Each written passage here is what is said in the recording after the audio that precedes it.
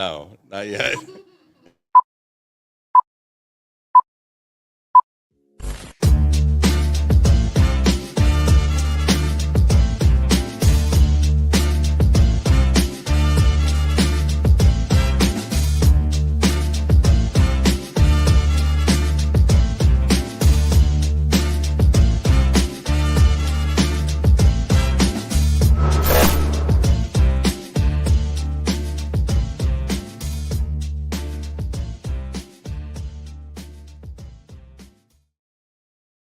Hey everybody, welcome to Love Relo, the voice of the relocation industry. I am your host, Ben Cross. I'm so blessed and honored to be here with my friends at Dwellworks live in Cleveland, aka Believeland, here beautiful Cleveland on this fabulous January day. I'm here with Bob Rosing, the executive chairman of Dwellworks. Correct. You know, Gotta get it right. I'm sorry. Can we just cut? All right, start again. No, just kidding. And James Conigliaro, CEO of Dwellworks. Hey, James, how you doing? Hey there, doing great, thanks. Well, thanks for having me. Your office is amazing. Glad to be here. Yep. Love it. Right here in beautiful downtown Cleveland. Explain this area real quick to me and us. So this is the Playhouse Square area of downtown. It's just a couple blocks east of Public Square. I mean, interesting, you know, back in the 70s, we have beautiful theaters right here. There's, I don't know, 5 or 6 theaters that are in the neighborhood here, and back in the 70s, they were going to tear them all down. Everything had come into disrepair. And So this is like a theater district. it is totally Kind of like the theater Broadway district. of Cleveland. When we walk out of here tonight, out of the building, there will be people heading to the theater. So it's a really fun, So there still vibrant are area. theaters, just not as many as there once were. No, they were all here. They saved Okay. them is the point, and they were going to go out. It's actually the second biggest collection of theaters, active and working theaters in the country outside of New York, that is in the same district. Oh, wow. That is not to say other places might not have more theaters. It's a very concentrated and popular area. Nice, really cool. Yeah. And what did this? Oh, and by the way, everybody, hit that like button, get in the comments, let us know who you are, where you are. I'll give you a shout out real quick here. But what did this building used to be? Because this is really cool. You got the exposed brick. You got this kind of industrial vibe going on. Like History of the building was built in 1920, and it was originally a Woolworth and department store. For those of you who don't know, a five and dime. Yeah, think Target 100 years ago, basically. And so it was a Woolworth, I think, until the 60s. And then in the 70s, it became the first floor. I remember when I was working down here in the 80s, the first floor was a high-end carpet store and rug store. And in the front, and a Burger King in the back. And then upstairs here was a broker-dealer. And that's where the brick, you'll see some of the spots in the brick are bricked up. They were broken through to the building next door. It was part of the firm was next door, and they took the second floor here as extra space. When we found it 15 years ago, it was empty and had been for more than a decade or so. And you just saw it and you're like, that's the spot. We literally saw it, and Gene Novak, who was my original partner in this business, he said, that reminds me of the DJK office in New York City, which is where I met James. And he said, it's an omen. It was an omen. It's exactly right. It's running back. That's how it started. Let's do it again. Yeah. I love it. I love it. We got people checking in. Hit that like button. Get in the comments. You got questions for Bob and James. We're going to be talking about succession planning. We're going to be talking about talent retention. We're going to be talking about M&A trends in the industry, maybe some forecasting. There's rumors all over the place about things that are happening. We may confirm or deny or neither. We don't Just trade in tease rumors, things. Ben. Yeah, we You don't. know them. No, I do. You don't. Okay. Anyway, we're gonna have some fun though today, and I thank you in advance for letting me come in here and have some fun with y'all. Lynn Greenberg checking in from New York. What's up, Lynn? Good to Hey, Lynn. see you. Richard Majewski checking in from London. Adrian Grimes, Glomo in Dallas. Jillian, what's up, y'all? Karen, Happy New Year. Happy New Year to you. How long do you say Happy New Year? I heard it's the 7th. Of after January or yeah, that's what I February? heard, of January. Are we, this is also the Christmas tree question I had too. When do you take your tree down? And people were telling me January 6th. And then the next day you stop saying Happy New Year. I feel like you should have a week after the tree. I think you Because you have a week from Christmas to New Year, so you should get another week kind of grace. Seems reasonable. Or is it the first time you talk to somebody in the After new the year, new year. not to exceed Feb 1. Why is there a okay. statute of limitations on wishing people happiness? think you're a weirdo, that's no, I'm why. wishing happiness. What's the matter with that, Ben? You're going to hit people a Happy New Year in June because it's the first time you talk to Maybe. them? Maybe. You're just such a jolly guy, Bob. Happy summer. You know, happy Flip over at some Happy point. Happy Lunar New Year, everybody, coming up on the 29th, I think it is, for our overseas folks. Christian Ternet checking in from OC. Charles Beatty from Dallas. What's up, y'all? Gabriel Wacker from Kansas. Charlie, hello from Denver. What's up, Denver? Daisy, who's got the coldest temperatures out there? What is it in Cleveland? It's like What is it's it? like Here, let's 13 look. degrees. Hang on. frozen something? hell. That's what I got temperature it. it is here. 13 Fahrenheit, I think it was. 13 right? Fahrenheit? Can we get a 22. conversion on that? 22. 22 and breezy. Feels like 12. And the low today is going to be 13. Right. That's Good correct. night. Why are we doing this here? Why, y'all could have came to me. I got all the Texas. We could have spread out. It would have been great. Anthony Gonzalez. No, I'm just kidding. I love Cleveland. Second time here. Anthony Gonzalez checking in, excited for the announcement. I don't know if we can announce, but we can tease an We'll announcement. see. We'll see how things go. I've been scooped, I'm told. I'm sworn to secrecy. There's NDAs. Jillian checking in here. Rob Zeitz checking in. Wicked Smot from Cambridge. Speaking of theaters, let's write a global mobility musical starring Ben. That took a twist. There was discussion about karaoke later tonight, so we could check your voice. I learned It's a musical. So I was in Memphis last night. I was on Beale Street, Okay. and I there's a Surprised couple you're songs stealing. I can sing, like Bill Withers range. I can sing. I have very very small range. Okay. What's your karaoke song? Probably something Bob Seger. Night Moves. It's a good song. That's a really good song. Good song, right? Turn the Page. Is that Turn that the one? Page would Oh, be a good one. yeah. I've never sung karaoke in my life. Stop playing. That's an omen.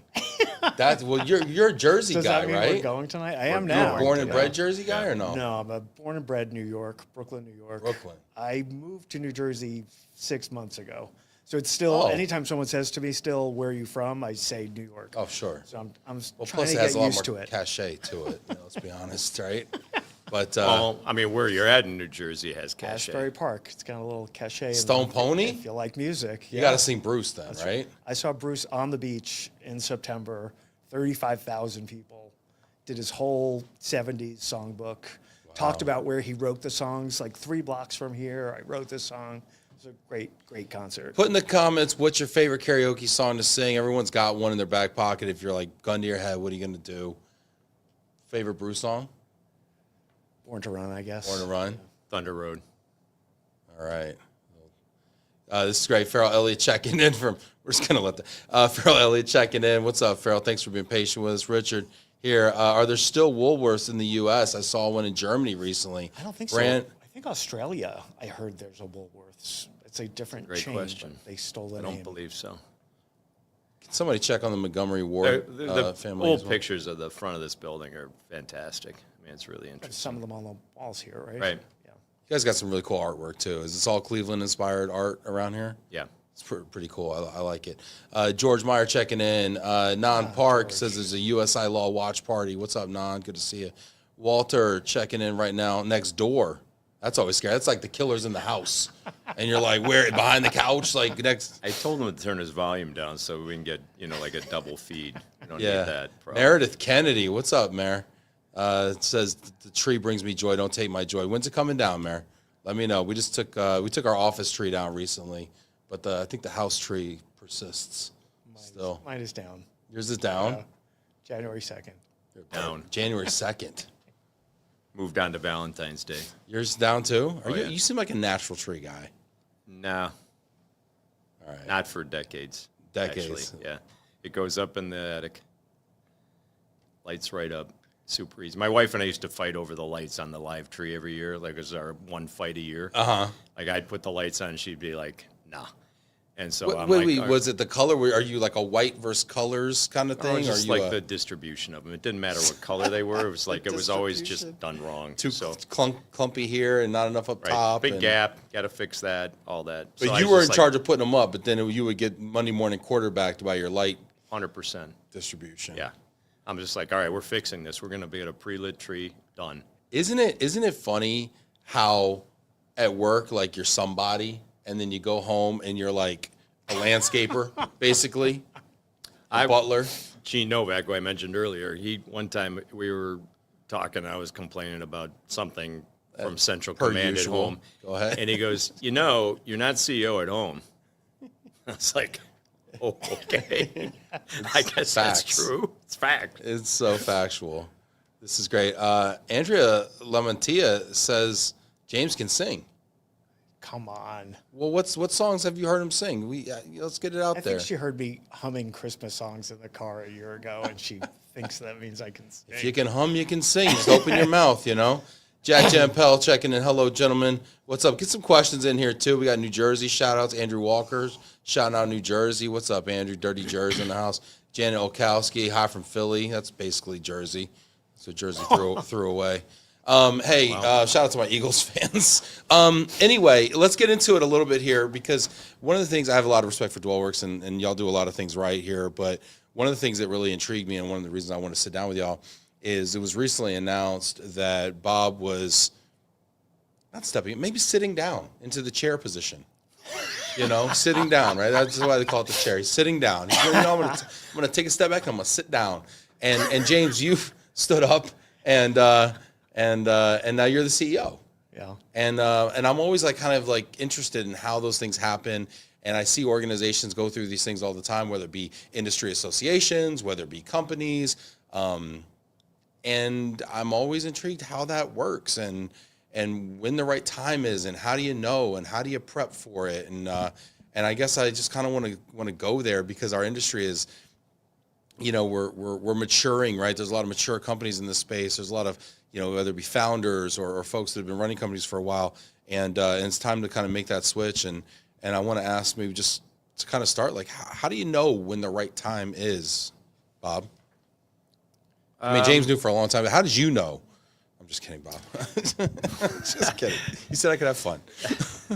How do you know when the right time is? To step down, I think is... Or to start planning, perhaps. You start planning from day one. Years ago. That's the thing. You start planning Well, a lot of people are thinking about operating. They're not thinking about exiting. They're not thinking about taking a step back. I'm not thinking about it. We didn't think about it as, me. You think about it as the company. You have to think about it in that context, right, James? Yeah, I think you got to think about it, from day one at Dwellworks, there was a concerted effort led by Bob that this was not a one-man show. Yeah. That we were building a company that was to be sustainable for the long term, for all of our clients, for all of our talent in our organization, and for us. So, I can remember as far back as 15, 16 years ago, Bob starting conversations with me one day when you're running this place, how are you going to make this decision? So, that was a kind of one-on-one coaching I've got. That long ago. Really long ago. And, we've been working together since 2004. So. And had you worked together previously? So we met when I was running a business called DJ Night in New York. Okay. That was acquired by Serva in 2004. Okay. Bob was president of Love Relo at the time. Okay. So we met through that M&A process. I took over running that New York operation for Serva, and joined Bob here in 2009 when I left Serva. Right in the height of the disaster that was 2009 in our space. Yeah. But worked out really well. And, it was probably in the context of you complaining about a decision I made. And I said wait till you're in charge. And you took it literally. And you're like, all right, cool, we're succession planning. But I think we were very intentional over the last decade, for sure, knowing that that day comes for every company eventually, that the founder of that organization moves on in some way. So I think we've been very intentional about our planning for this, and had this really, gradual stepped process where I took more and more responsibility on an annual basis. And I would say probably for a year and a half to 2 years before we announced it, I was functionally running the day-to-day of the business. Sure. Yeah. And Bob was still the face out to the world. And we were like, okay, when is going to be the right time for us to make the public announcement about it? And that's... Yeah, well, I want to ask that. When was the right time? How did you know, okay, you know what? Now is the time for that? I don't know. I think part of it is just that the team that is now running the business, it's time for them to take the reins. I mean, you got to have new ideas, fresh blood, and they need to have a runway. I mean, if you think about, the years that James, Meredith Kennedy, you mentioned earlier, and others, have put into this business, it's time for them to run the business and have that opportunity to be in the chair to do that. And at some point, you got to get out of the way. Yeah. And that doesn't mean I don't want to participate. I still do. And to James's point, I haven't been making the trains run on time for a long time. I was an operator by trade going back 30, 40 years ago. That was what I did. I was, an operator. And over time, just because of the positions I was in, I ended up more customer facing and stuff like that. And so, I mean, really for the last 10 years, my job is, I call it client love. I spend a lot of time with clients. I spend a lot of time supporting the sales efforts. And then it's strategy, M&A, partnerships, that kind of thing. It's growth. It's what are we going to do next? And the business gets run by James and the rest of the team. So I've been doing this way for really a long time, and it was kind of seamless. That's awesome. That's a really cool kind of delineation of responsibilities there, because I talk to a lot of CEOs. I'm in CEO forums and things like that, and one of the biggest things that they are challenged with is having kind of that that integrator person on their team where they can be the visionary and work on strategic things and work on the business, and someone who's a professional manager can run the business, work in the business and run it. And it's great that you have the ability to do that. And I think businesses grow so much better when they do that. And I look at the acquisitions and the things you've been able to do over the years, and we'll talk a little bit about that. But I mean, I got to imagine it wouldn't be possible without such a capable. Well, I'll speak for it. I mean, and the whole team. But I mean, James, for his skill set to do this, I mean, he's infinitely more organized than I am. That's a fact. He's a great selector of people, developer of people. And as I said, I think organization's a strong suit. We've talked about, our thing we really value here is emotional intelligence. Like, you know what you know what you don't know, and you rely on your teammate for that. And he's got an extraordinarily high emotional intelligence, as do all of the leadership here. It's kind of the thing we think about, over skill. I was going to ask you, what are the things that you look for, when you're thinking about senior executives and possible successors? What are the things that you look for in that? How do they play on a team? Like, they're confident but not arrogant, and that, like I said before, they know what they're good at and they know what they're not good at, and they're not afraid to admit that. And they said, you're really good at hosting a show. If I ever need a show hosted, I'm calling you. I wouldn't even try to do it, and that's, I think, the kind of thing that it is. It's like you want people like that. Yeah, related to the emotional intelligence, I think, is a healthy dose of humility. That's kind of who we are at Dwellworks. From simple things like when we have meetings in this room we're in right now, people fight not to sit at the head of the table, right? So sort of like we are a team the way we do things. Bob set that tone at the very beginning as well. I think it takes a great deal of humility to make the decision he made, right, to start this succession planning. We live it every day. It's not just something for public consumption for us to tell our clients in the marketplace. Bob almost every day says to me, do you want me in that meeting? Do you want me to do that? Right. We're very conscious about that. And, Bob and I, we always say that we finish each other's sentences. We realize today we finish each other's texts as well. Yeah. So we literally sent the same text at the same time today to a group. It was like, see, to do the same told thing. you. Yeah. Well, at that point, it's done. The succession plan has been completed. The baton has been passed, and we didn't drop it. I've done too good a job at this. It is done. Put your questions in here. If you got questions about this process, if you're going through this, you're thinking about going through this, maybe you want to be a successor and you want to know kind of what it takes and what it's like from the other side. And I'm going to ask you, James, this process has been a long one, so I don't know if you can kind of recollect back, but what were some of the things that you've kind of learned along the way, or some of the gaps or things that you picked up along the way that really prepared you for this opportunity? Yeah, well, I mean, I think one of the things I think of immediately is sort of that lack of fear. I mean, the confidence Bob talked about. I mean, I don't think there was any challenge we faced where I thought, oh, no, I've got to run from that, right? Sort of run into it sort of head first. Like thinking about what's going on in California right now. You've got people running into fires, risking their lives to save people. Yeah. I mean, you know, I don't think we can compare anything we do to what those people are doing. But the sense that sort of you're not running from what those challenges are, run towards the challenges is sort of what I've always tried to do. And I think that's important to do. You know, this is advice I give every new talent that comes into our organization and that I speak to. How do you engender that kind of a trait though? How do you grow that trait? Yeah. I mean, I think you got to put challenges in front of your teams, which I think we do regularly. I mean, we're going to talk about an announcement later, but there's a lot of work to be done on some of the strategic initiatives we're involved in, and I think both Bob and I don't do all the work on those, right? We're challenging our teams every day to get involved, to get out of their comfort zone. Here's something that you can do. And also I think you've got to talk to your senior leaders about how they do that. You've got to cascade that through the organization. It's got to become part of your DNA. Yeah, that's really interesting. So what you're saying is like every leader at every level needs to be thinking about how are they putting manageable challenges in front of their team, giving them opportunities to kind of grow and flex those muscles a little bit. Yeah. I think about parenting actually, because my kids are young right now, 6 and 9, you know, and so many leadership, you know, lessons I've learned honestly have come from parenting. Talk about emotional intelligence and giving grace and just being there for people and supporting them. But one of the things they tell you as a parent is like, you know, don't do everything for your kids because it steals their self-esteem, their opportunity to feel self-reliant.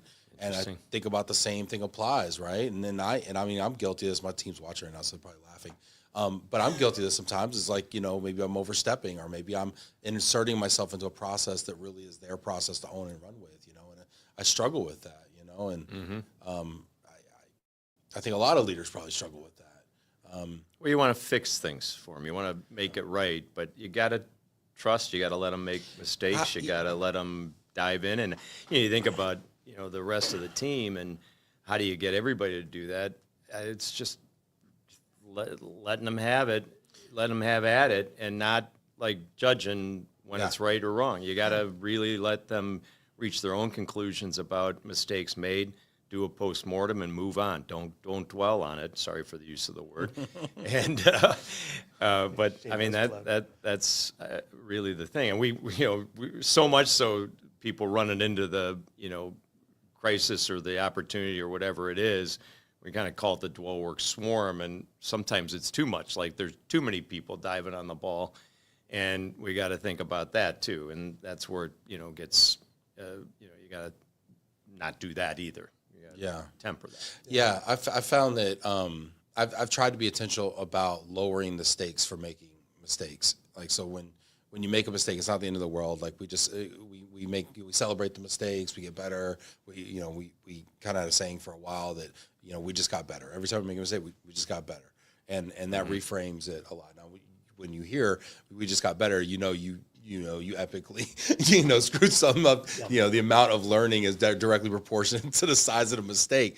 But it reframes it in a way where it's like, okay, we just added that piece of knowledge to our organization. I mean, as we're talking about this, I'm thinking about like something James is better at than me. I mean, people say my face says 1,000 words. So if something bad happens, like I won't maybe say something, but like my face says it all. And, he doesn't do that. He's way better at not being judgy. You're definitely an emotional processor. Is that what we're calling it, an emotional processor? Yeah. That's a euphemism. Yeah, there's a support group for it. It's all good. Get in the comments. I want to know what you think about emotional processing, about making mistakes, about leadership, all this. I want to hear your questions as well. Add that to my LinkedIn profile. Emotional processor. It's just my face, Get guys. buttons made. Get in the comments here. We got people checking in here, and I see questions coming. So we got a couple questions, a couple comments. So I want to just prioritize some of the folks that are gracious enough to spend time with us here. People are. Karen Gerber says, "Great move." Overdue. That's strong, Karen. I agree. I'm just kidding. She didn't say. I'm editorializing here a little bit. Some the privileges of the show. It takes so long. Jana is saying, "Hey, excited to hear from you all." Richard's got it. That's an interesting question. Rich, I'll come back to that one. Anandita, hello, gentlemen. Looking forward to this conversation. My favorite karaoke song is Without You. I don't even know what Without You. You too? With or without you? Is that it? Maybe. Well, maybe I'll hear it. Maybe I'll hear it. Oh, no, it's, I'm not going to sing it. No, how's it go? Just a couple bars. Oh, come on, Without you. He's really singing. A little more. Let me think about it. Can we Shazam that? Is that close enough that we can actually get a read on that? I don't know. I think the data will pick up. Is the AI that good?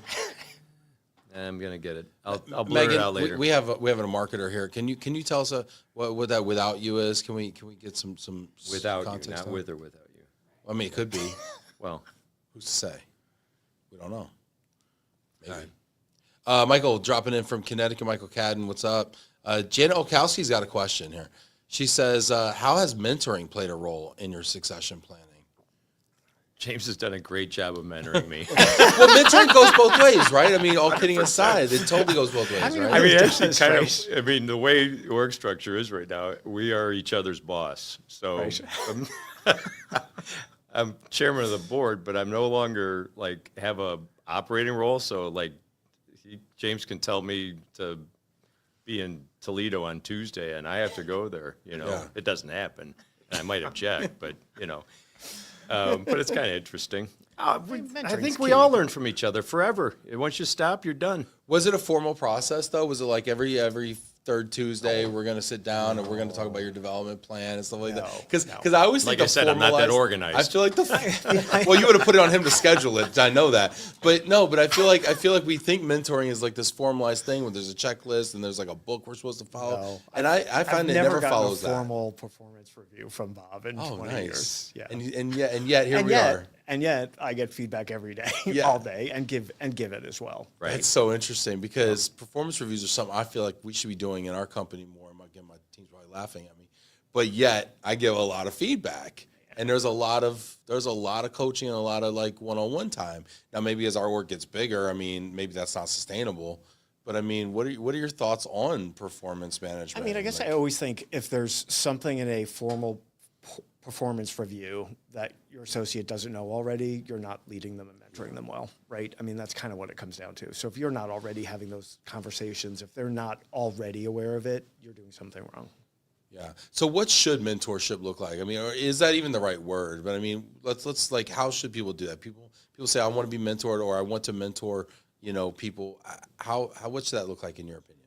I mean, I guess it starts with that humility I mentioned earlier. Like, to be mentored, you have to understand there's a lot of things you don't know and be comfortable acknowledging what you don't know and where you need help. To mentor someone, I mean, it's not like you know all the answers, right? I mean, I think sharing your experiences and how you personally got through certain challenges is helpful. I mean, I always think it's helpful to relate a current situation to something similar in the past. I mean, that's what I'm always looking for. Mm-hmm. When I'm in a new situation on my own, one of our associates, one of our leaders is in a new situation. It's like, let's think about something similar that I either experienced or Bob did or someone else on the organization did. And I think it's helpful to do it in the moment, not like at the moment. What's not the difference in front there? of everybody. Yeah, okay. Well, just, a half an hour later, you're walking back to the car, and it's like you kind of think about, okay, here's this, here's that. We could have done this better. It's helpful to do it in a we could have kind of thing. And, one time this happened to me and blah, blah, blah. And if the person you're working with is intuitive and smart, they'll pick up on that and go, okay, he's talking to me about that. And if they don't pick up on it, maybe they're not long-term, the right type of person. Right. But it's a sure. continuum. You're always doing that. And it's not something you can trump up, plan. I mean, one of the things is we have been hanging around for a long time together, and a lot of people here have been. And so there's a familiarity to it, and it's not like, Ben, you're working for us now, and we're going to go through the 5 things. It's more of a conversation than an event. Yeah, I remember I was being mentored into a role. I was like 26, and they wanted me to be an interim manager of a pretty large team. There's probably about 100 reps, with 5 supervisors under me. I was like 26, 27 years old. And in some ways a lot of ways I wasn't ready for that, right? And they knew that, but they wanted me in it anyway. you go. And so they said, okay, we're going to put you through this mentoring program. You're going to meet with the CIO on Tuesday, or meet with the CMO on Wednesday. You're going to meet with the CHRO on Thursday. And I went through this car wash, basically, and got a lot of feedback in the process. I still remember some lessons I learned. I was told that I was myopic and I wasn't a strategic thinker. That stuck with me. That one was, it was nice. Did that drive a lot of the decisions? I think in a way it did, because I think now, I think strategic thinking is one of my strong suits, I think now. But in that role, I had a myopic role. I mean, I was a call center supervisor. So I'm like, what was your handle time? What was your conversion rate? What was your, quality score? I mean, it was very in the weeds stuff. Yeah. And so I think it was some of the nature of the role, which also I was terrible at because I wasn't super organized. I'm more of a visionary anyway. So, but I remembered a lot about That's that. why we like each other. But it was really, yeah. Well, and I'll say this. I'm going to give you a little shout out here, Bob, here. And get in the comments here. We'll take your questions as well as we kind of talk a little bit about succession planning, talent, retention, development, mentorship. I've described you as a mentor to me. It wasn't formal, but there were times where you just kind of reached out to maybe to pick my brain on something, but also in doing so to share your experiences, or to maybe challenge my thinking on something. And we've just had some really nice back and forth kind of exchanges. But I always thought you were very gracious with your time and your experiences and everything. And I guess I kind of would ask you why would you do that, Bob? Because there's a zillion people that have done it for me, and you embrace it. Also, if somebody's if you talk to somebody and they don't want to hear your ideas, you don't go back to that well again, right? Yeah.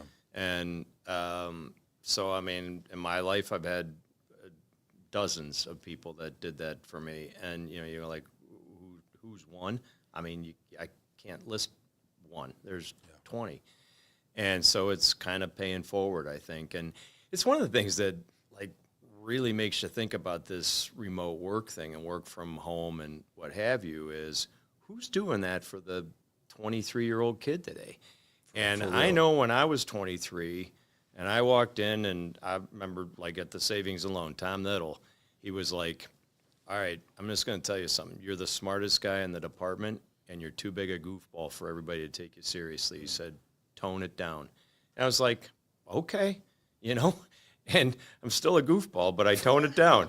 Yeah. And it just put those little moments of, you needed to leaning hear over that. the wall, and everybody's like, oh, I'm more productive because I don't have to talk at the water cooler.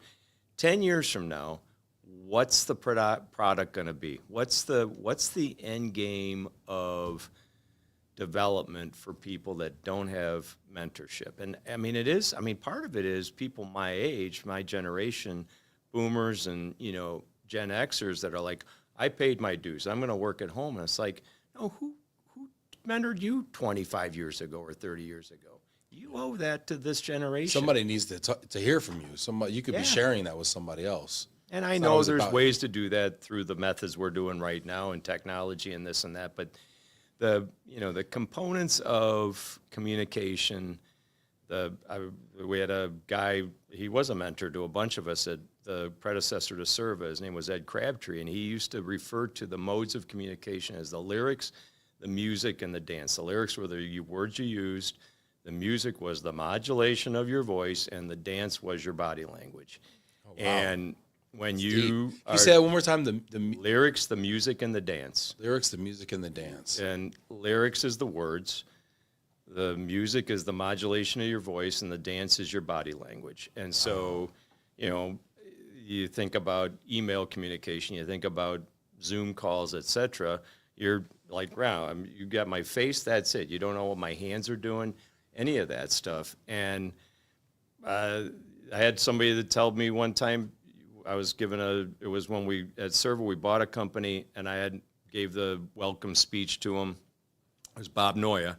And he goes, great speech. He said, but, your message didn't come through. I said, why is that? He goes, because you always have your arms folded. Your arms are folded in front of you. The dance wasn't right. And so, when you see people get their pictures taken, they always got their arms folded. It's actually closing people out. And so when I speak now, I anchor my thumb in my belt loop so that I don't go to my natural pose. And he told me that 20 years ago, and I still do it today. I still remember it, like every time something like this is going on. Talk about tone. I always think about going back to my call center days. You smile, and your voice sounds different. So if you're on the phone, if I'm calling you up, I'm like, hey, Bob, what's going on?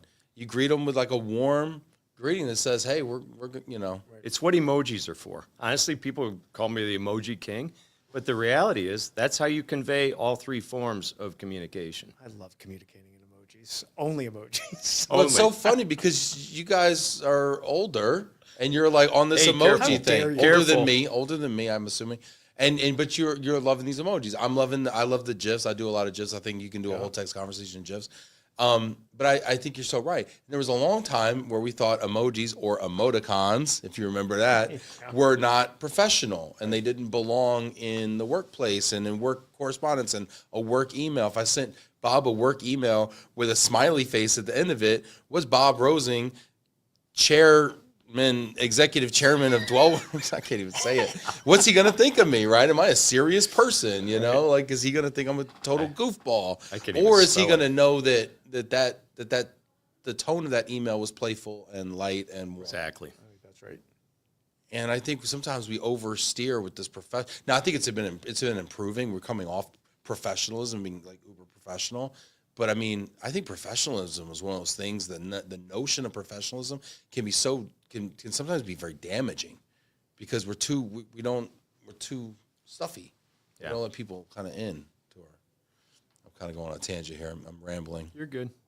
Thanks. That's why it's a 1-hour show. Guys, get in the comments here. I want to hear from you out there. What do you think of all this craziness we're talking about here?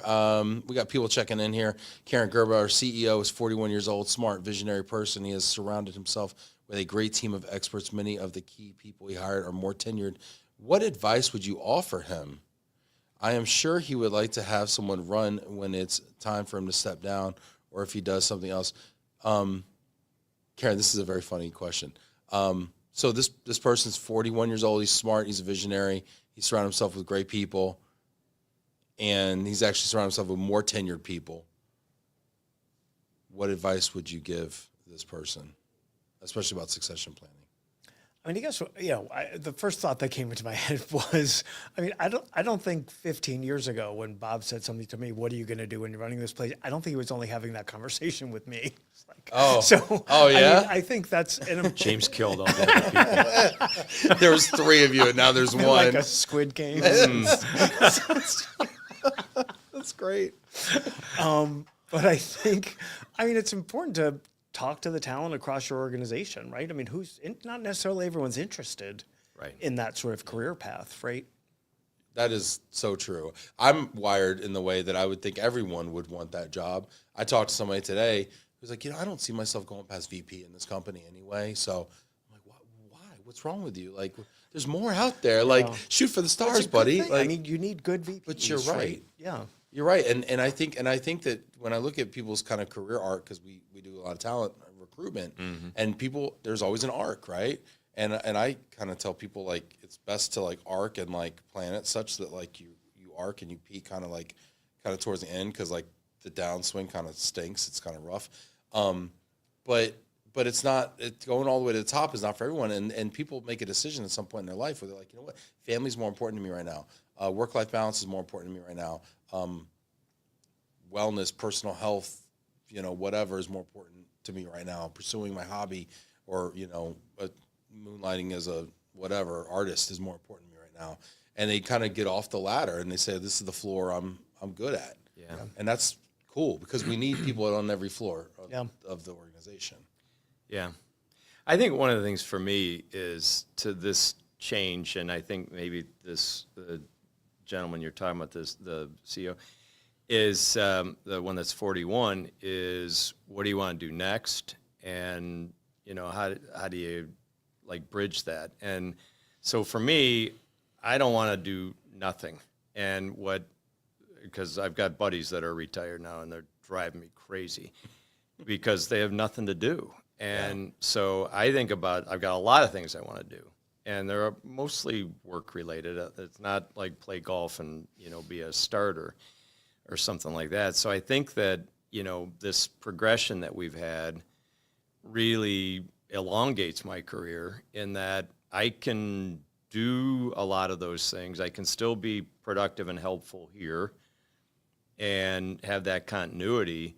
But, as we said before, it's time to step aside and let people with more energy, fresh ideas, better methodologies, better skill sets to do their thing here. They've all built this company, and they deserve to run it for the next, umpteen years, whatever that is. Karen offers, yes, he has young kids and started this company 15 years ago. So I'm 42, and I'm a CEO of a company that I started 5 years ago-ish. So I think the fact that he's surrounded himself by people with more tenure is an awesome thing. I mean, you have to surround yourself with people that are smarter than you or have other skill sets. That's phenomenal. And there's some things that really just come from time and experience. I mean, you can shorten the learning curve, but at the same time, there's, maturity and like things like that. Like you were saying, kind of how you're a goofball. I mean, I am a goofball too, but I've toned it down a lot. And believe me, y'all, I was way worse than this. Like, this is the best I've ever been, honestly, at being a goofball. But so I totally get that, and that comes with maturity. Empathy and being empathetically, y'all talk about that. To me, that came from having kids. It came from being a husband, and I'm not saying people that don't have kids or don't have a partner, don't have that. But you have to, I feel like it's important to have put someone else before you in your life to be able to bring that to work with you. That's just a muscle that you get from that, Yeah. and, in my opinion. And so that comes with time and those life experiences. Not saying you can't be a CEO at a young age or a leader at a young age. I mean, I was, but I definitely, those are the areas I was deficient in, So when I think about your CEO who's 41, and having young kids and started the business 15 years ago, I mean, I'm not sure if it's a lifestyle business. I'm not sure if he's looking to exit it at some point. Maybe the M&A trends might be kind of pertinent to your situation. And I don't know this individual or the company or anything like that, so I'm not speaking out of school with any inside information. But I would imagine at some point he wants to exit the business, maybe do something else, another chapter, start a new business, sell it at some point, or maybe just install a permanent manager and kind of sit at the board level, or take a sit down in the chair level. So those would be the things I'd be kind of thinking about, but probably having those conversations with people like a James in his organization about kind of what's next. It's a good time to take care of those young kids too, since he seems like you might have the opportunity to do so. Richard Majewski has a question here. When is a good age to retire? My answer is never. Why is it never? Because some people are going to hear that and they're going to say, yeah, but Bob, there's more to life than working. You don't want to die at your desk. All these narratives we hear. I'm finding different ways to work. I mean, I started last night at Cleveland State. I went to Cleveland State for an MBA, and I have been on the foundation board there for like 10 years. And I stepped off, I termed off, and I was having a conversation with the dean down there, and I'm like, or the chairman of the accounting department, actually. And I'm like, I want to do something different. I want to stay involved in the university. It's 100 yards down the street. And I was thinking about teaching, and he's like, oh, okay. And like a month later, he goes, I got you a section. You're teaching Tuesdays, Thursdays at 4:30. And I'm like, huh? And I started last night. This is how we're educating the students future all of America. survived night one. So, I mean, that's okay, a I got different questions. thing. What are you teaching? Business 151, the world of business. It's a freshman Intro business to business. students required class. It's like each week is a different, next week's the economy. And they do marketing and management and finance and accounting and IT and ethics. And I mean, each week is kind of something different. It's very prescribed and, but it's fun. And I said, I went, did an icebreaker. What do you want to get out of the course? And my answer was, I want to be your John Horn. And they're like, who's John Horn? And John Horn was one of my teachers, a professor. He was the best professor I ever had. And 40 years later, I remember him. And it was because he taught, but he had a full-time job like I do. And he brought those experiences to the classroom that is different than a professor doing that. And I remember that, and that's kind of what is motivating me to do this. We'll see how it turns out. They may hate it. And, but, you know, there's board stuff. I have done, and I don't, you know, everybody does nonprofit stuff. I couldn't spend my whole life doing that because my problem with that is when all is said and done, more is said than done. And, you know, I think he's been carrying that in his back pocket for a while. It's one of my, it's a Bobism, you know, and We got plenty of them. you know, it's just like I'm a capitalist at heart. I like the thrill of The game. this. So yeah, I mean, there's different things to do, and you think when you're done, you're kind of signing out. I don't mind the notion of dying busy. If that, I think fits you'll that. live longer too. I think I see people that retire, you know, and like, I don't know. I think staying busy, you're getting up, you're going to work, you're moving the body around, you're keeping the mind sharp, like you have purpose. I mean, I don't know. I just and you know, you got a lot of tread on the tires, Bob. You know, I mean, like you got a lot to offer. Plus, my wife would kill me, and she doesn't want to live the rest of her life Yeah. in prison. So Yeah, yeah. And once the one spouse goes, I mean, the other one goes shortly thereafter. I mean, it's, Right. you know, Harvard said that, I think. No, but Bob, I think that's really cool. You know what I find really cool about that is, you know, if you do this and you stay in this teaching thing and do 150, 151. sorry, I apologize, Bacardi. If you do that, there will be a generation of Cleveland State alum business majors out there that will be like, oh, did you have Rosing? You had Rosing freshman year? I had Rosing too. Oh, that guy was filling the grader. blank. That guy was filling the blank. You know, are you grading on the curve? Does that mean like 10% get A's, 10% get F's, and everyone gets a C? It's all like in the can already. I mean, it's all like the tests and everything. It's all done for me. So Super when you went in, like, what was your opening? Like, what was your opening speech? Everyone sets the tone. We've seen the movies. Everyone sets the tone day one. What was your like kind of like? Just you don't give me the whole thing, but like I talked about my own experience. It took me 9 years to get my master's, and you know, a lot of these kids. It's a urban campus. A lot of these kids work, and commuter there, students. you know, and I talked about like how I grew up and what that was all about, and that, you know, serendipity happens. You can't like plan your life. You just gotta, you know, keep opening doors. And I talked about the Broadway show If Then, if you know what that is, and Then tell me. it's a I get it wrong. It's like Sliding Doors, the movie. And so the premise of it is this young woman, I think she gets divorced. She goes to New York City, and she goes to Madison Square Park, I think it is, and she's going to meet her girlfriend there. And she also meets, like the play, she meets a guy, and the rest of the play is the parallel lives she led as if she had met her friend or as if she had met this guy. Yeah. And so these kind of moments in time that happen to you that dictate the rest of your life, and you don't know when they happen, and you don't want to like preordain how they happen, and you also don't want to think about it too much, otherwise you'll never get out of bed, because it's like, oh my God, what if I make the wrong call today? Do you know that they happen in retrospect? Can you pinpoint some of those things, or some of them just like you don't even know? For sure. If you look back What didn't now, happen. right? Yeah. And so that was kind of the conversation, and Okay. I said, let's make this semester maybe your if-then moment. Let's see. Wow. You just brought it all the way back. Hey, Samara, can we get the names on these things here, in case people don't know who Bob and James are, real quick? Thanks, Samara. We got some comments coming in here. These are really awesome. Andrew Walker saying often it's easier for people to think about the ideal job that they would retire from than the job that they want to do next. Well, that's a cool way to frame it. Yeah. By thinking of the end game, it often makes it easier to figure out one's next move. Could you have ever dreamed where you are now, though? Like, that this is your end game? Not even close. Me either. I thought I was going to be a teacher when I was going to be an English teacher. I was going to be a lawyer. That didn't happen. Well, I mean, it happened. Well, you're still paying your dues. You still got the bar Still paying my dues. dues. You know? I mean, one of the if-then moments was in 1995. I was within 6 months of my 35th birthday. My dad was an IRS agent, and I was in the mortgage industry, and I was going to become an FBI agent.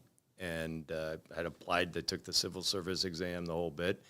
and I got offered a job to run what is today's Servo Mortgage. I ended up in the Relo space and gave that opportunity up.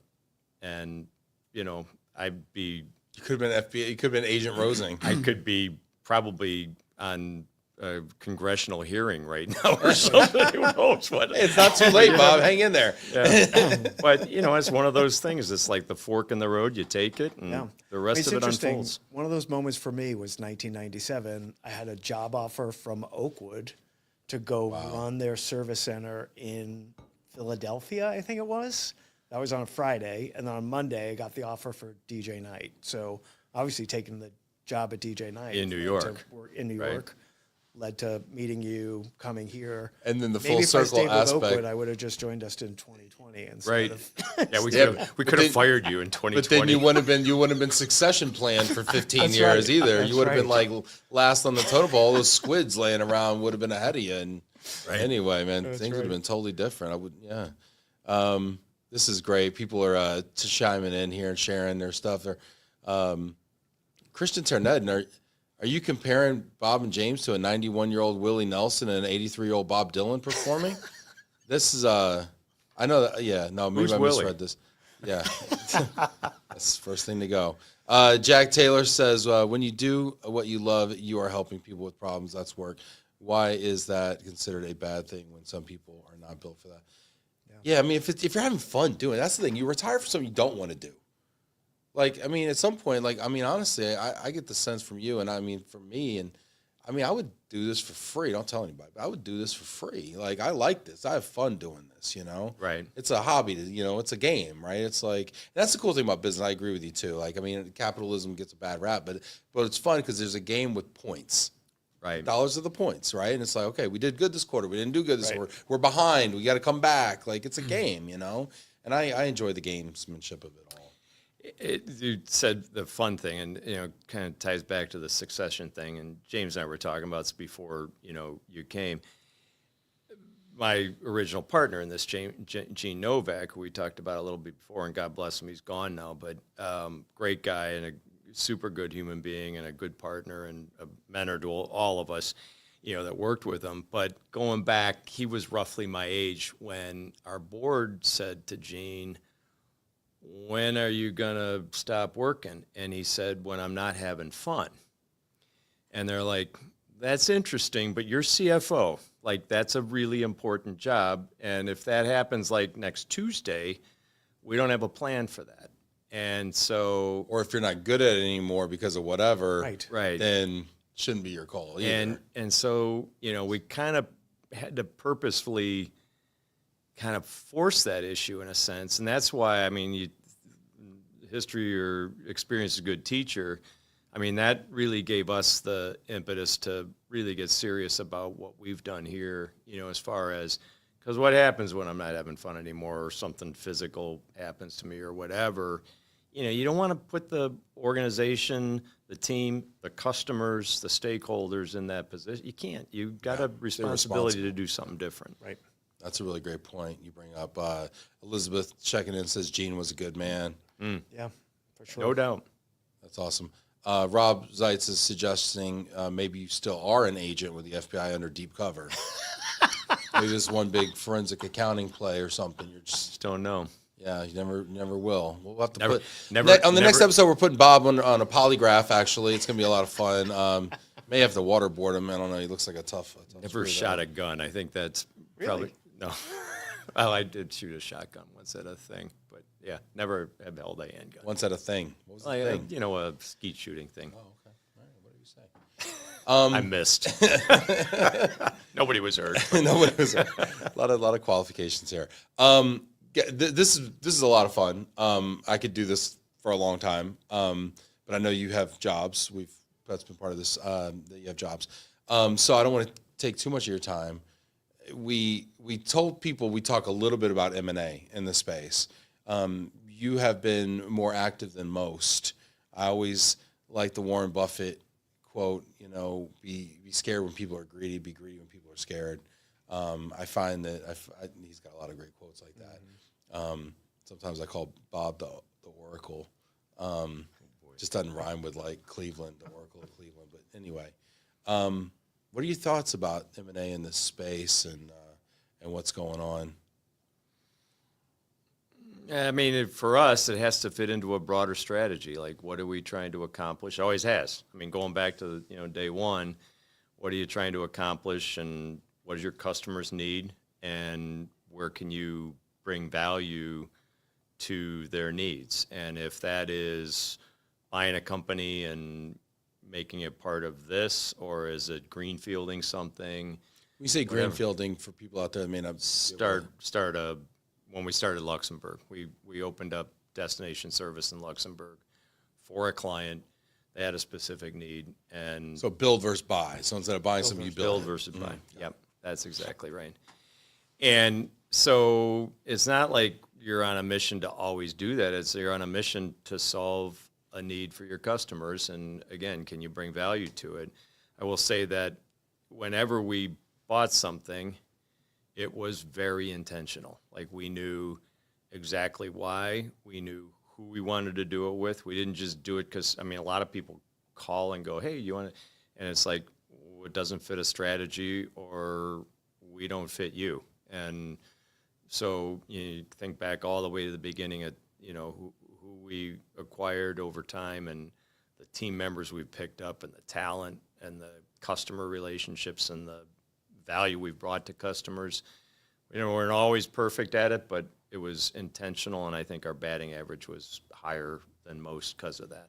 How do you decide build versus buy? Like, how do you decide? Yeah, how do you make the decision?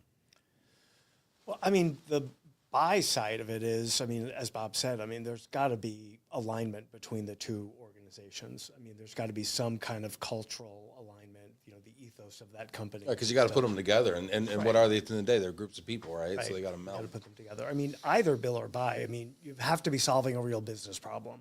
I mean, if it's just for ego, if it's just to put dots on a map, I mean, that's not a reason to acquire a business. I like that, solving real business problems, because there's a lot of companies out there that aren't really solving real business problems, and those are Creating interesting. a problem that didn't exist, and Yeah. boy, this solution fits that. We're going to tell you about a solution to a problem you didn't know existed. didn't We're know you going to had. ask you to pay money for it. What do you think? Yeah, makes sense. And build versus buy, I mean, you've got to look at the investment in both, right? Buying gets you someplace, gets you to your goal more quickly, Right. often. But if it's the wrong acquisition, it's going to cost you a lot more money in the long term. Do you ever worry about like customer attrition in those situations, right? Like you buy something and you buy it at a value that's a multiple of past earnings, and then what happens if the customers don't port over, It's always got to be a or the part people of the don't process. port over, right? Like, how do you hedge against that? Like, what do you? I mean, you've got to have a rigorous due diligence process, which we feel we do. I mean, we learn new things on every transaction we've done over the last 15 years, but that's helped us build this ability to do it, this function, this playbook. Why make acquisitions now? I talked to a lot of companies and they're just trying to, well, the whole theme last year was survive till 25. I mean, everyone was just hanging on. Like, why are you out there like actually making investments in the space? I mean, I think there's an imperative to do so in our current environment, right? I mean, if everyone across the industry, whether you're talking about an RMC, ourselves, our competitors in both corporate housing and DS, everyone's got a smaller book of business than they did in 2019. The last 5 years have been a roller coaster. I mean, everybody had great 22s, Yeah. not so great 23s. That's the hardest part too, when you have like banner years and famine years, right? Like back to back. Business. Yeah. But usually, like, it feels like the cycles are more rolling, not I know. like Well, lights on, lights off, lights on, lights off. There's you no know? question that the last period's been whiplash for sure. ridiculous. Yeah. But, you've got to have a certain amount of business to scale and make the investments that are going to meet what your clients' needs are, right? Investing in technology, investing in people, investing in a sustainable business for the future. So with most people having smaller volumes, most companies, I think it's an imperative for consolidation across the space. So, we have conversations with people all the time, regularly, about what a strategic partnership might look like, what an acquisition might look like, what an outsourcing might look like, and they sort of, and then they're informed by our strategy and also inform our strategy. And then when the time is right, the time is right. And I think what's going on now, we've found opportunities where it makes sense to smash our businesses together. Smashing businesses. I love it. Let's see here. We got questions coming in, comments. Phil Leonard says our space is saturated. M&A is bound to happen. Yeah, totally. Agree. Jack saying that's relocation though. It's farming, rain seasons, economic booms, droughts, and famines are recessions. Richard saying really interesting thoughts. Thank you. And Farah saying hello. Great to see Hi, both Farah. of you. Learned so much from you. Congrats, Farah. Yeah. I enjoyed meeting Farah out at BAM. So what's next? I mean, are y'all gonna make any, announcements or any kind of big things coming up soon or what? I mean, I'm totally in the dark here. Yeah, you're not in the dark. But I think it's hit the press already. Has it? We've been, I think so. Yeah, our marketing talent here in the room has told us it has. Oh, okay. So we announced to our clients over the last several weeks and made a formal announcement today that we've entered into a strategic partnership with Court. Oh, wow. We've had a really long relationship with Court. We were a supplier of theirs. They're a supplier to us in a lot of ways in our corporate housing business. We're also friends with many of the leaders at Court, so we've had a really close relationship with them. At the heart of this strategic partnership is two things. First is that effective December 31st, we acquired their U.S. destination services business. Oh, cool. I think what's more exciting is the ongoing partnership we'll have with Court. Court has, not only are they the leader in furniture rental across the globe, they have this great asset called apartmentsearch.com, which is a updated database of 35,000 rental properties across the U.S. Wow. So the ongoing partnership is we've got exclusive access to that for mobility. Wow. We're integrating that into our My Dwellworks service delivery platform. And that to me is the solving problems for customers, right? A better integrated experience for our assignees and transferees into and within the U.S. to have access to live availability of 35,000 rental properties within the user experience for destination services, sort of what our long-term partnership will be. I love it. No, it makes a lot of sense. I mean, yeah, the Court folks are great. I mean, so culturally it makes a lot of sense. And, I love the way that's what's really cool about kind of the deals I've seen y'all do, and some of the best deals that I've seen is their wins on both sides, like they're big wins on both sides, right? So you're kind of taking a business that maybe wasn't core to them, but it's core to you, right? And you do exceptionally well. Yeah. And then what they're doing, this apartment search thing, I mean, really augments, your service offering and kind of differentiates you. That's right. And now it's funny how you buy something for somebody and you're closer now after the thing than further apart, Right. You buy a house from somebody, you never talk to them again. You buy a business and like now you're talking every Tuesday, and you're like, stand-ups every day with the Court team. Yeah. Yes. I love it. They're great people, and we each of us can continue to invest in a sustainable way, meaning not green sustainable, but over time in the businesses that our customers have asked us to run for them. And we think that's a win for everybody. Yeah, that's fantastic. I love it. We are over time right now. Oh I know people love overrated, underrated. My computer's going to die soon. So you guys are going to be off the hook on some of these, but let's do a real quick lightning round, overrated, underrated. Okay, y'all? You ready for this? All right, guys. You know how to play the game? There's only two rules. I'm going to give you a topic. You tell me if it's overrated or underrated. Those are your two options. And then I will tell you if you're correct. Okay. All right, let's go. All right, first one up. Overrated, underrated. Generations' wants and needs. Overrated. Overrated? Overrated. Nice. Overrated? Forget your wants and needs. Is this all generations across the board? Boomers too? Yeah. Everybody goes through cycles in life, and I think it's just overstated, and the differences are overstated. And it's amplified now by social media and everything. It's like, oh my God, it's like you got to listen to all this. I think Yeah. It's overrated. It kind of feels like when people get to each stage of life, they kind of think the same because of what stage they're in and the circumstances around that. I mean, while I agree, I'd also, I recall being at a conference and having, being at a session where they were walking through the characteristics of all of the generations. And I was sitting there going, that's ridiculous. I don't agree with any of this. And they're like, now let's get to Gen X. They're skeptics by nature. And you're good with arms crossed? I was like, all right, maybe. All right, you got me there. All right, awesome. All right, 1 point for you guys. Next one up here, overrated, underrated, in-person meetings. Underrated. Yeah, it's funny. You were talking before about, we have modes now to, put information out there, whatever, blah, blah, blah. But the truth of the matter is, while you guys are watching this out there, and that's great, and we appreciate you. We wouldn't have a show without you. Hope you enjoy. Hit that like button, get in the comments. But this right here is way better. This is great. If this was like a Zoom or a Teams or whatever, it would be kind of choppy, whatever. Like this feels like Natural. we're just having a beer hanging out, Right. I like You that got to a get in lot. front of your clients. You got to get in front of your teams and your peers in the industry. Right. The number one thing it feels like as human beings that we can do is be with other human beings. Agreed. So, people tend to agree here. We have some, I don't know what happened. Are we getting hacked here? Phil Leonard says, go Eagles. So somehow our security let that in. I don't know. Can we block Phil?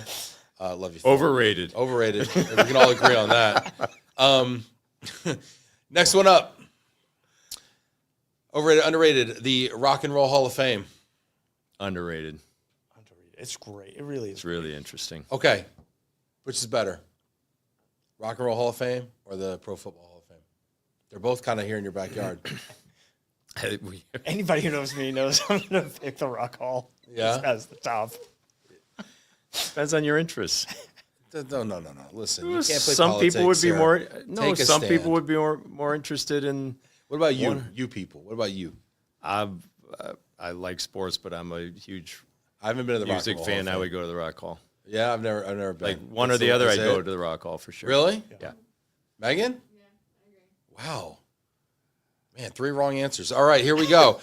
Next one up here. No, I've never been. I need to go. Maybe tonight. How late's it open?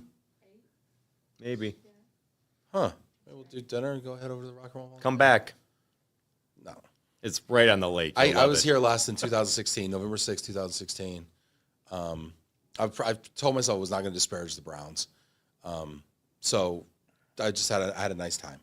I had a nice time with my father. We came to a Cowboys game here. It's very nice. Which the Cowboys won, I assume. Oh, I mean, that's a safe assumption. But yeah, well, Yeah. unless you're a Cowboys fan, then it's a lot of fun. Just trust. But if we Yeah, go out it the was back rough. door of the Rock Hall tonight, we could almost walk to Canada because the lake's Nice. It feels like Canada. pretty it feels like pretty we're there close already. to freezing. Overrated, underrated. Founder instead of entrepreneur. This was from Samara, our producer here. It's from Sabera. Yeah. I mean, So how does you give people attitude? I think- you say let them make their own I think mistakes. entrepreneurs are. I like the term. I like that term. Like entrepreneur. Yeah. You can't put entrepreneur on a business card. It sounds like you flip houses. Maybe you Can't shouldn't put founder. shouldn't either. put founder on a card either. What'd you find? Yeah. You don't like founder? No. Were you not a founder of Dwellworks? Yeah. I just don't think of it that It way. has a ring to it. No? All right. Yeah. Yeah. Sorry. Yeah, all right. Overrated, I guess. is the Bunch answer. of anti-founders over here. I don't use it. Look, I personally. think there's a space for, clearly a space for people starting companies. I think you have to have a sustainable business model. I would say the difference, one thing that kind of bugs me about it is, are you building this for the long term or are you building it to flip it? And I think that a lot of the tech founder stuff is built to be a billionaire, as opposed to, I'm going to run this business for 17 years, 20 years. My best friend just sold a business he's been running for 40 years, and he's employed hundreds and hundreds and hundreds of people for over that period of time, put his own money at personal risk. To me, that's an entrepreneur. Sorry, also a founder or no? He was. Yeah. I think there is something special about founding a business versus just being a CEO and kind of coming into it and like it's already running. I mean, to get something from $0 to whatever and get the momentum, get the flywheel turning and getting people on board and building a culture and blah, blah, blah. It is so hard to go from, like they say, your first million is the hardest one, right? You go from 0 to 1 million. Like, that's hard. To go from 20 million to 22 or to 100 million to 110, I mean, that's not as hard. So I think there's a lot of value to founder. I don't use it. Oh, that being said, I don't use it. I do prefer the term entrepreneur. But It's one thing to raise money; it's another to make it. okay. Since you Bob is asked. Coming hot and heavy. They're just, I mean, I it's like all I it. know. I don't I like know it. anything else. I just got little Bobisms. That's I it. dig it. I dig it. This is great. The comments are fire. Andrew Walker says, Google says the Rock Hall is closed already. Is that what we're calling it, the Rock Hall? We don't call it the Rock and Roll Hall of Fame, which is Rock Hall. Rock Hall's the local. Rock Hall. All right. And Andrew Walker's welcome to come back to Cleveland anytime. Andrew, you're welcome to come back. Andrew did take exception to the saying the charity people just talk more than they do. Oh boy. Yes, you got some Other than You got a Andrew problem with Walker. Andrew now. Other than Andrew Walker. Andrew's such a nice guy. You're ticking my off God. Andrew Walker. No, he's done an unbelievable job. He really has. And tell people what you're talking about, by the way. With Andrew? Yeah. Well, he's got a charity that he is giving opportunities through internships to people that wouldn't normally get them. Yeah. It's called Elevate to Even. Yeah. And he's done a fantastic job with it primarily in the New Jersey area, but he kind of jumped across 2 states to Cleveland, Ohio. Yeah. And You guys were kind of a founding partner in that, too. well, that was Not founding, so sorry. the You offshoot guys of were that an was early what we did adopter. with Upward Mobility. Okay. In the Relo space, which was, a bunch of companies committed to hire an intern and to, over time, change the, overall complexion and makeup of the floor at the convention, basically. It's like, how do you get it to be, how do you drive diversity, intentionally involve people and see if you can embrace them and they embrace you. Love it. Yeah. Well said. Saying thanks for the plug. You're off the hook. Oh gosh, my thing's zoomed in again. All right, last one. Overrated, underrated. I think you have one more. I don't know. Do you? No, that's it. Samaris, give me the no. Company culture, overrated, underrated. It's a layup, guys. Underrated. It's I mean, it's It's everything. like a buzzword. Is it real?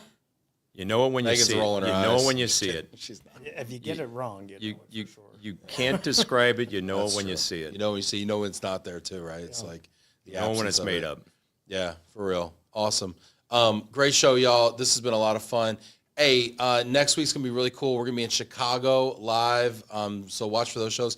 And we are going to be at the Capitol building at the Rotunda.